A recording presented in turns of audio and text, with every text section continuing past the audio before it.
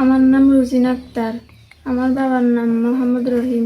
আমার দাদুর নাম আনোয়ারা বেগম।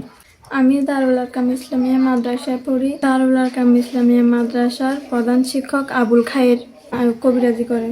তো আমি আমার দাদুকে বলছি আমার পেট ব্যথা করে, তাই আমার দাদু ওখানে কবিরাজি করার জন্য হুজুরের কাছে নিয়ে গেছে।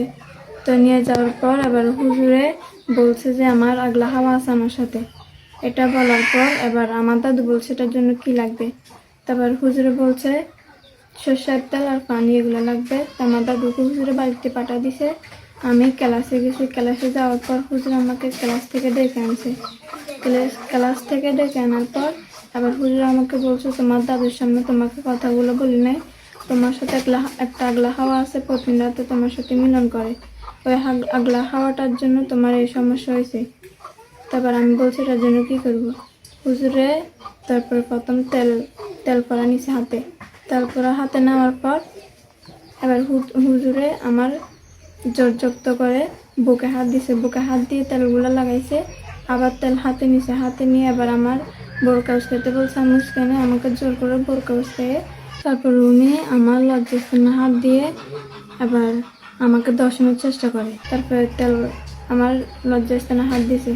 হাত দেওয়ার পর আবার আমি কান্না করে দিছি। তার একটু পরে আমার দাদু আসছে। দাদু আসার পর আবার আমার দাদু আমাকে কান্না করতে দেখে আমাকে জিজ্ঞেস করছে কি হয়েছে। তারপর আমি আমার দাদুকে পুরো ঘটনাটা বলছি। আমার দাদু আবার হুজুরের কাছে গেছে।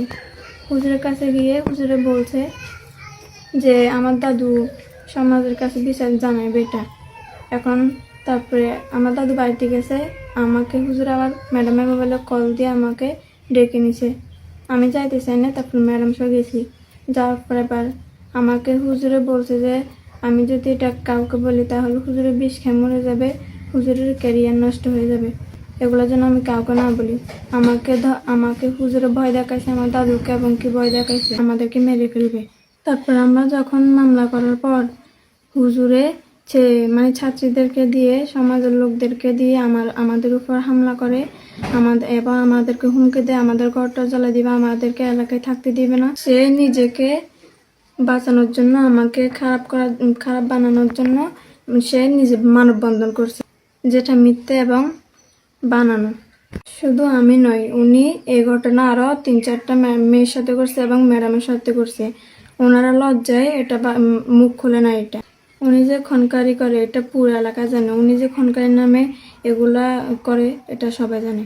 যিনি আমাকে দর্শন করার চেষ্টা করছে আবুল খায়ের, উনি তার লোকজন দিয়ে কালকে আমাদের বাড়িতে হামলা করছে। অথচ দেখেন আমি মামলা করছি। আমি মামলা করার এটারই কোনো পুলিশে হুজুরকে এখনো গ্রেপ্তার করে নাই, আবুল খায়েরকে এখনো গ্রেপ্তার করে নাই। আমি এই ঘটনার বিচার চাই।